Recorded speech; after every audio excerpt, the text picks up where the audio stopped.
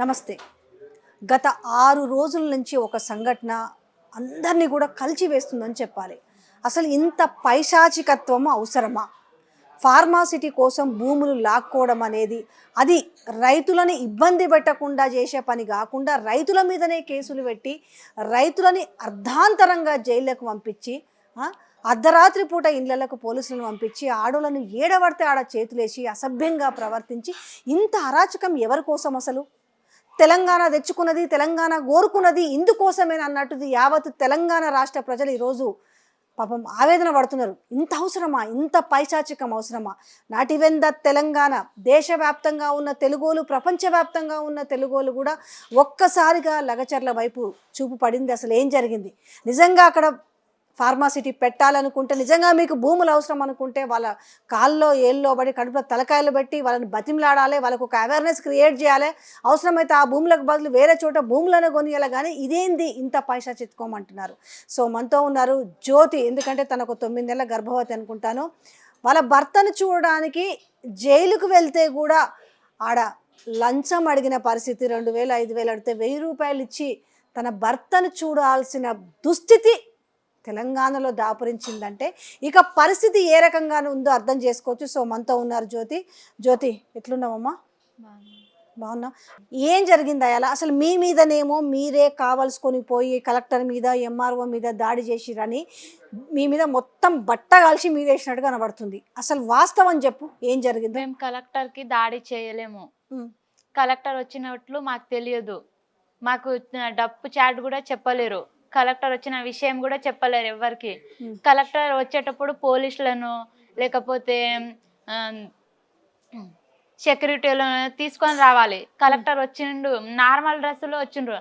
అది గిరిజనులు ఎవ్వరు చదువుకోలేరు. మా వాళ్ళు గిరిజనులు ఎవ్వరు చదువుకోలేరు. వాళ్ళకి కొందరికి తెలిసిన వాళ్ళేమో గో బ్యాక్ కలెక్టర్ అని చెప్పిండ్రు. అప్పుడు కలెక్టర్ ఏమో కార్లో కూర్చున్నారు. ఎవరో తెలియక చేసిండ్రేమో, కార్లని కొట్టిండ్రేమో రాళ్లతోటి.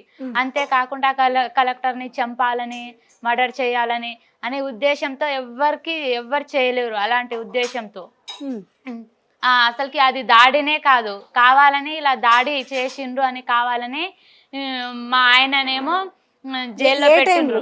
ఆ రోజు అర్ధరాత్రి మిడ్ నైట్ లో వచ్చారు. ఏమన్నారు? వచ్చి అంటే తలుపులు కొట్టిరా?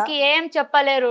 ఓ అమ్మ డోర్ అని వచ్చి గట్టిగా చెప్పిండ్రు, వార్నింగ్ ఇచ్చిండ్రు. బయట నుంచే వార్నింగ్ ఇచ్చిండ్రు, డోర్ తీయని, డోర్ల తీయకపోతే పలగొడతామని గట్టిగా వార్నింగ్ బయట నుంచే ఇచ్చేసిండ్రు మాకు. అయితే నేను ధైర్యంగా లేచి డోర్ తీసినప్పుడు లోపలికి వచ్చిండ్రు. ఏమైంది సార్, ఇంత నైట్ పూట వచ్చిండ్రు, ఎందుకు వచ్చిండ్రు అంటే అసలుకి రెస్పాన్స్ కూడా ఇవ్వలేరు వాళ్ళు, ఏం చెప్పలేరు. డైరెక్ట్ వచ్చి మా ఆయనను గుంజుకొని వెళ్ళిపోయినరు. ఎందుకు గుంజుకోవుతుండ్రు సార్, ఏమైంది, మా ఆయన ఏం తప్పు చేసిండని గుంజుకోవుతుండ్రు అంటే అసలుకి రెస్పాన్స్ లేదు, ఏం లేదు. నేనైతే మస్తు ఏడ్చిన సార్, మేము కాళ్ళ మీద పడతా, నేను ప్రెగ్నెన్సీ ఉన్నా, వదిలేయండి, మా ఆయనకు నాకు ఇబ్బందిలో పెట్టకండి అని నేను పోలీసులకు చెప్పిన. అప్పటికి చెప్తే కూడా ఎవరు వినిపించుకోకుండా అట్లే తీసుకువెళ్ళిండ్రు. నేను కూడా మా ఆయనతో వస్తా, నాకు కూడా తీసుకువెళ్ళండి అని నేను కూడా మస్తు ఏడ్చిన. అయితే నీతో అవసరం లేదు అని చెప్పి మార్నింగ్ వరకు మీ ఆయనను నీ ముందర ఉంచుతామని చెప్పిండ్రు. మార్నింగ్ వరకు మా ఆయన లేకపోతే నేను చచ్చిపోతా, లేకపోతే మీకు అందరికి రచ్చ చేస్తా అని చెప్పిన పోలీస్ వాళ్ళకి. అయితే నేను చనిపోతా, లెటర్ రాసి చనిపోతా, పోలీసుల పైన కంప్లైంట్ పెట్టి చనిపోతా అంటే ఏమమ్మా బెదిరిస్తున్నాను అని నాకు బెదిరిస్తుండ్రు వాళ్ళు. బెదిరిస్తలేను సార్, మీకు నేను చెప్తున్నా, ఉన్న మాట నిజం చెప్తున్నా, ఇది మాత్రం నిజమే చేస్తా, నేను చేస్తా, మీ పైన కేసు పట్టి చేస్తా అని చెప్పిన పోలీస్ వాళ్ళకు. అయితే నాకు తిట్టేసిండ్రు, దొబ్బేసిండ్రు, వెళ్ళిపోయిండ్రు. నేను ఏడ్చుకుంటే అట్లే పోయినా. సార్ నాకు కూడా తొలకపోండి, నాకు ఎవ్వరు లేరు, ఉన్న ఒక్క హస్బెండ్కి మీరు తీసుకోవతుండ్రు, నా బాధ్యత ఎవరు, నేను ప్రెగ్నెన్సీ, నాకేమన్నా అయితే నేను ఎవరికి చెప్పుకోవాలని నేను మస్తు బతిమాలాడిన పోలీస్ వాళ్ళకు. అయినా నాకేమో వార్నింగ్ ఇచ్చి తీసుకొని వెళ్ళిపోయినారు. మార్నింగ్ వరకు ఇడుస్తామని చెప్పిండ్రు. మార్నింగ్ అయిపోయింది, మధ్యాహ్నం అయిపోయింది, ఈవినింగ్ వరకు చూసిన. ఈ రోజుతో 6 days అవుతున్నాయి, మా ఆయనని విడిచిపెట్టలేదు. ఇంకా మర్డర్ కేసు అని రాసి జైల్లో పెట్టిండ్రు. పరిగికి కలవడానికి వెళ్తాం. ఆడ పోలీసులేమో మీ వైఫ్ కి ఏమో డబ్బులు ఇవ్వమని చెప్పని మా హస్బెండ్ కి చెప్పిండ్రు, నాకు చెప్పలేరు డైరెక్ట్. మా హస్బెండ్ కి చెప్తే మా హస్బెండ్ ఏమో నాకు చెప్పిండు. నేనేమో నాతో పాటు తొలుకోపోయినా మా అన్న వాళ్ళకి. అయితే నేను చెప్పిన, అయితే బాగా చూసుకుంటారేమో, మా ఆయన కోసం పోతే పోని, 2000 3000 పోతే పోకోక మా ఆయన కొట్టకుండా చూసుకుంటే బాగుండే అని నేను కూడా డబ్బులు ఇచ్చిన వాళ్ళు అడిగినప్పుడు. ఏం అడిగిండ్రమ్మా మీరు? నిన్న చూడ్డానికి పోయినారు కదా, డబ్బులు అడిగిండ్రు లోపల. దేనికి అడిగిండ్రు? అది దేనికంటే చెప్పలేరు. మాకు కావాలి 2000 అని అడిగిండ్రంట. 2000 అందుట్లో మేము 1000 రూపాయలు ఇచ్చినాం. 1000 రూపాయలని ఇచ్చేసినప్పుడు పోకోక మా ఆయన కోసం, మా ఆయనను తిట్టకుండా ఉంటే బాగుంటుందని ఇచ్చేసినాం. క్యాంటీన్ కానీ 500 కట్టినాం. అయితే బ్రష్ లేదు, కోల్గేట్ లేదు, స్నానం చేసుకోవడానికి సోప్ కూడా లేదు, ఏం లేదు అని చెప్పిండ్రు. ఆ రోజు మేము నిన్న పోయినామమ్మా, లగచర్ల నుంచి మీరు రోటి బండి తండ, ముచ్చర్ల ఇవన్నీ పోయినాము. అయితే లగచర్ల వాళ్ళకేమో ఆడవాళ్ళకు ఛాతీకేమో తొక్కిండ్రంట పోలీసులు, ఛాతీ పైన. అయితే ఆ రోజు రాత్రి మేము పోయొచ్చినాం నిన్న తండాలకు పోతే, అంటే ఆడోళ్ళందరూ ఏం చెప్తున్నారు అంటే అక్కడ మాకు లైట్లు బంద్ చేసి ఛాతీ పైన చేతులు వేసిరు, ఇష్టం వచ్చినట్టు చేతులు వేసిరు. అయితే ఆ పోలీసులు తాగొచ్చిండ్రు. తాగొచ్చినప్పుడు ఆడవాళ్ళతో మిస్బిహేవ్ చేసిండ్రు. కొందరికేమో ఛాతీ పైన చేతులు పెట్టిండ్రంట. రోడ్డు మీద తండ వాళ్ళు అందరు ఆడవాళ్ళు చెప్తుండ్రు, మాకు తన్నిండ్రు. మా అత్తమ్మకైతే కొట్టిండ్రు. మా అత్తమ్మకు ఎందుకు మా అత్తమ్మకు కొట్టిండ్రు, మీ ఆయన ఏడ పంపించినావు నువ్వు అని మా అత్తమ్మకు గట్టిగా వార్నింగ్ ఇచ్చి కొట్టిండ్రు, కొట్టిండ్రు. అయితే అది వాత వచ్చింది. మరి నైట్ ఏమో పోలీసులు తాగి వచ్చిండ్రు. తాగి ఎందుకు వస్తారు పోలీసులు? మేము దాడి చేస్తే మార్నింగ్ రావాలి కదా పోలీసులు. మార్నింగ్ రాకుండా మిడ్ నైట్లో ఎందుకు వస్తారు? మిడ్ నైట్లో వచ్చి తీసుకోపోవడం ఏం అవసరం పోలీసులకు? ఇది ప్రభుత్వానికి న్యాయమేనా? న్యాయం జరుగుతుందా ఇది? మిడ్ నైట్లో వచ్చి ఆడవాళ్ళు ఉంటాం, ఒక్కొక్కరు కూడా ఉంటారు ఇంట్లో. ఏమన్నా చేస్తే ఎవరి బాధ్యత? ప్రభుత్వం బాధ్యత అవుతుందా? కాదు కదా. అందుకని మిడ్ నైట్లో పోలీసులను పంపడం, ఎవరు పంపిండ్రు మిడ్ నైట్లో పోలీసులు? మార్నింగ్ పంపేది ఉండే, డే వచ్చి మీరు ఇలా తప్పు చేస్తుండ్రు అని మాకు చెప్పేది ఉండే. ఇప్పుడు నువ్వు జైలుకి పోయి మీ ఆయన్ని కలిసినావు కదా, ఏమంటున్నాడమ్మా మీ ఆయన? ఏమంటున్నాడు? మా ఆయనకైతే మస్తు కొట్టిండ్రు మేడం, మస్తు కొట్టిండ్రు. 2 చేతులకు కాళ్ళకు ఒక్క రూమ్లో, స్పెషల్ రూమ్లో వేసి కట్టి మరి కొట్టిండ్రు. అన్నీ మొత్తం చూపించుకుంటే ఏడ్చిండు మా ఆయన, నాకు చూపించుకుంటే ఏడ్చిండు బాగా కొట్టిండని. ఎవరికి చెప్పుకోవాలి మా బాధ? మస్తు బాధ. ఆ రోజు మీ ఆయన ఆ రోజు ఆ దాడి జరిగినప్పుడు మా ఆయన లేడు, పాలకు పోయిండు. ఇప్పుడు అందరు సమావేశం అవుతుండ్రని మా ఆయన కూడా వెళ్ళిండు ఆ సమావేశంలో.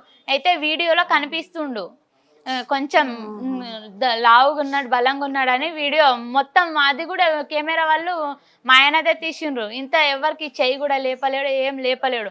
పాలాటో ఆపి ఆడ నిలబడ్డాడు అంతే. కానీ దానికి దారుణం చేసినట్టు, మర్డర్ చేసినట్టు, మర్డర్ కింద కేసులు పెట్టి మరీ కొట్టించిండ్రు మా ఆయనని. ఫోటోలో చూపించి మరీ కొట్టిండ్రు ఎస్ఐ వాళ్ళు. నువ్వు కొడుతున్నా అని. మా ఆయన ఆడ కొట్టట్లేదు, ఏం చేసి అసలుకి ఇన్వాల్వే కాలేడు, అయినా కావాలని కొట్టిండ్రు పోలీసులు. వాళ్ళకు కఠినమైన చర్య తీసుకోవాలని అనుకుంటున్నా పోలీసు వాళ్ళు.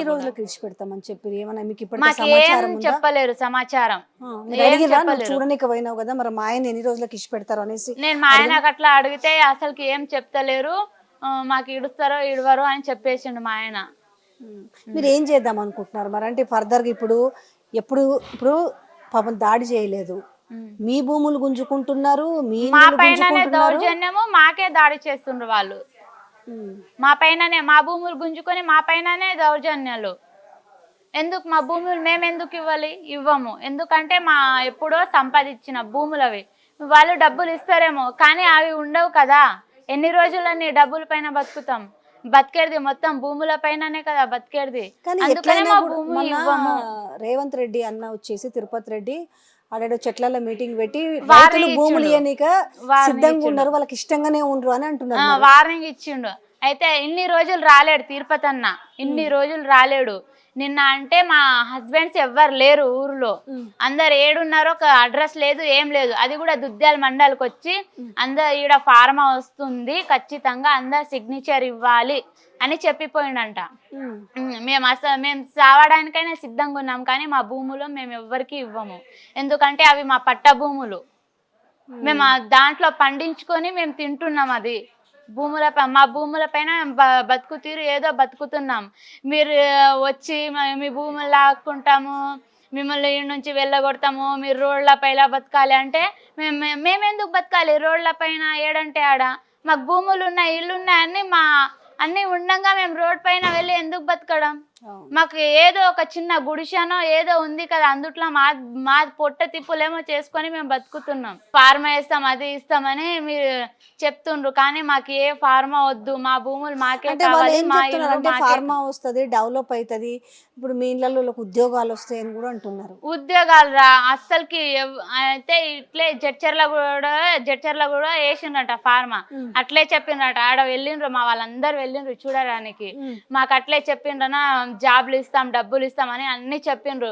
ఏవి ఇవ్వలేరంట, ఏవి ఇవ్వలేరు. మీరైతే ధర్నాలు చేయండి, మీ భూములు పోకుండా చూసుకోండి అని మాకు చెప్పిండ్రు. అన్ని మస్తు తిరుగుతున్నాం.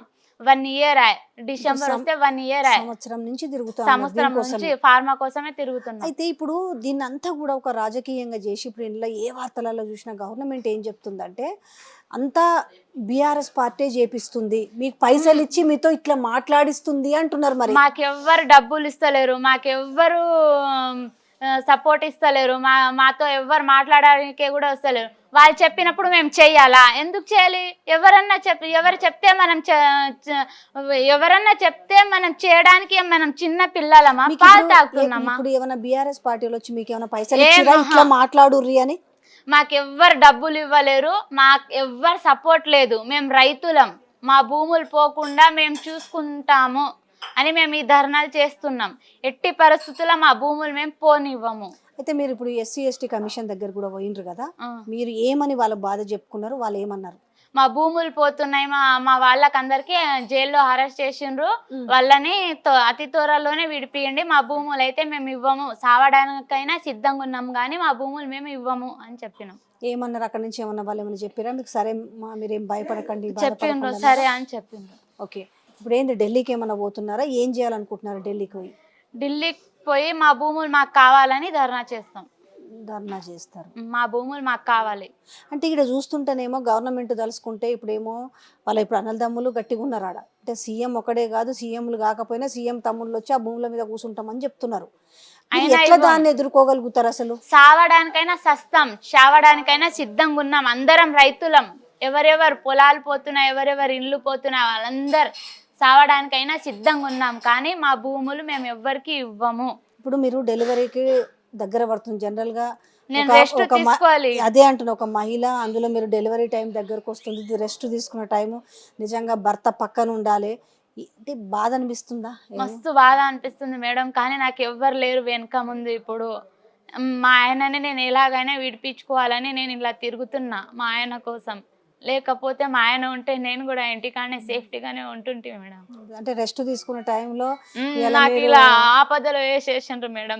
ఎంత పోలీస్ స్టేషన్కి వెళ్ళి ఎంత బతిమాల ఆడినా కూడా మిడ్ నైట్ వాళ్ళ కాళ్ళ మీద పడినా మార్నింగ్ తెచ్చి ఇస్తాం మీ హస్బెండ్ అని చెప్పి మాట ఇచ్చిపోయినరు. అంతే కాకుండా మళ్ళీ మార్నింగ్ మధ్యాహ్నం చూసిన కానీ మా హస్బెండ్ తిరిగి రాలేరు. ఈ రోజు నుండి 6 days అవుతున్నాయి. బాధ ఎవరికి చెప్పుకోవాలి? హస్బెండ్ ఉంటే హస్బెండ్కి చెప్తారు. ఒక భర్త బాధ హస్బెండ్కి తప్ప ఎవ్వరికి చెప్పుకోలేరు. ఇట్లా తిరుగుతుంటే ఈ టైంలో ఏ క్షణం ఏమవుతుందో తెలియదు, ఉంటుందో తెలియదు. నువ్వు ఇట్లా పోలీస్ స్టేషన్లు, జైళ్ళ చుట్టూ, ఇప్పుడు SC/ST కమిషన్ల చుట్టూ ఇట్లా ఢిల్లీకి పోడు ఇబ్బంది కాదమ్మా? ఇబ్బంది అవుతుంది మేడం, కానీ మా ఆయన కోసం నేను పోరాటం చేస్తున్నాను మేడం. ఎలాగైనా తిరిగి రావాలి జైలు నుంచి అని, ఎలాగైనా తిరిగి రావాలని పోరాటం చేస్తున్నా మేడం. ఇట్లాంటి సమస్య వస్తుందని ఎప్పుడన్నా అనుకున్నావా? అస్సలకి నా కల్లో కూడా అనుకోలే మేడం, కళ్ళలో కూడా అనుకోలేను ఇట్లాంటి సమస్య నాకు వస్తుంది, ఇలాంటి పరిస్థితుల్లో నేను ఉంటా అని. ఇప్పుడు మళ్ళీ నువ్వు ఇప్పుడు స్కానింగ్లు చేయించుకోవాలి, చెకప్లకు వెళ్ళాలి, ఆయన చూస్తేనేమో జైల్లో ఉండే ఎవ్వరు లేరు మేడం. నాకు నేనే పోవాలి, పోతే ఒక్కదాన్నే, ఎవ్వరు లేరు. ప్రభుత్వానికి ఏం చెప్పాలనుకుంటున్నావు చెప్పు? ప్రభుత్వానికి ఎలాగైనా మా ఆయనని విడిపించాలి అని చెప్తున్నా మేడం. అందరికి, మా ఆయనతో పాటు ఎవరెవరు ఉన్నారో జైల్లో వాళ్ళందరికీ. ప్రభుత్వానికి ఎంతమంది ఉన్నారు ఇప్పుడు మీ తండా నుంచి? మా తండా నుంచి 3 ఉన్నారు మేడం. 3? మీ ఆయనతో కలిపి? మా ఆయనతో కలిపి 3.